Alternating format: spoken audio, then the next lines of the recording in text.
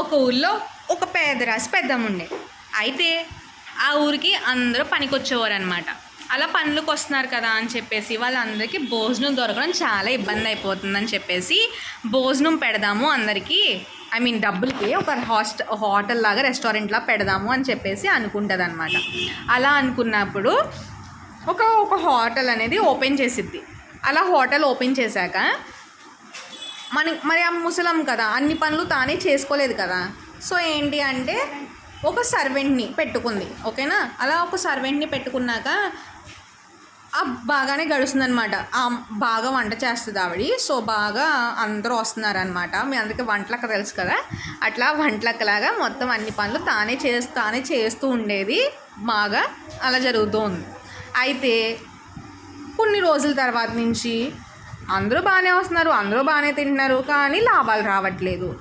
తెచ్చిన 4 బస్తాలు 2-3 రోజుల్లో అయిపోతున్నాయి, సరుకులన్నీ కనిపించట్లే, మాయమైపోతున్నాయి అని చెప్పేసి అనుకుంటూ ఉంటుంది. ఈ లోపల ఏంటి అంటే సరే కదా అని చెప్పేసి ఎవరి మీద డౌట్ వస్తుంది, అక్కడ ఉన్న ఒకే ఒక సర్వెంట్ మీదే కదా డౌట్ వచ్చింది. సో సర్వెంట్ మీద డౌట్ పడిద్ది అనమాట.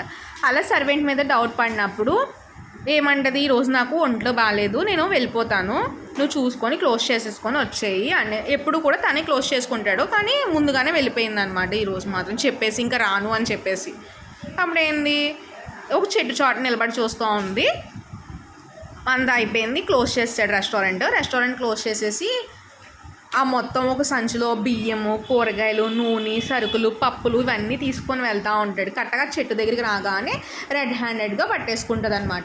ఏంది నువ్వు ఇలా చేస్తున్నావు, నీ మీద నమ్మకంతోనే కదా నేను ఇలా మొత్తం అంతా ఓపెన్ చేసేసి నీకు ఇచ్చేసాను, నిన్ను నాకు కొన్న కొడుకులా అనుకున్నాను, అందుకే కదా అని అనుకున్నాను, నువ్వేంటి ఇలా చేస్తున్నావు అది ఇదని చెప్పేసి చెడమాడ తిట్టేస్తుంది.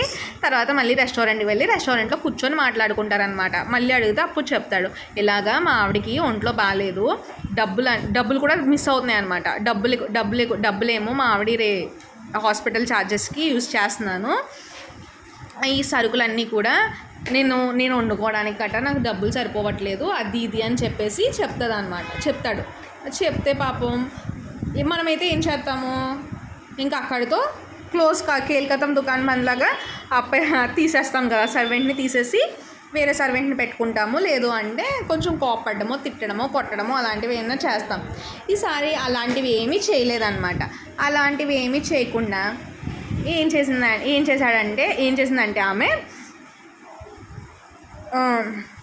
నీకు ఈ కానించి నువ్వు పనోడివి కాదు, నువ్వు భాగస్వామి అంటే పార్ట్నర్షిప్ అనమాట. నీకు నేను పార్ట్నర్షిప్ ఇస్తాను, అప్పుడు నీకు మంచిగా లాభాలు వస్తాయి, నువ్వెంత ఎక్కువ కష్టపడి లాభాలు తెస్తే అంత ఎక్కువ లాభం, అంత యొక్క పర్సంటేజ్ అనేది నీకు పెరిగిద్ది అని చెప్పేసి చెప్తుంది. You know that profit and loss వస్తే ఇద్దరు భరిస్తారు, ప్రాఫిట్ వచ్చినా ఇద్దరు భరిస్తారు. ప్రాఫిట్ని ఏం చేస్తున్నారు, పర్సంటేజ్ వైజ్గా తీసుకొని ఆఫ్ చేసుకొని పంచుకుంటున్నారనమాట. యూమైనా డివైడ్ చేసుకొని. మనం పార్ట్స్ని డివైడ్ చేయాలంటే పర్సంటేజ్ కనుక్కోవాలంటే ఏం చేస్తామండి, డివిజనే కదా, రైట్? అలా డివైడ్ చేసుకొని తీసుకుంటున్నారనమాట.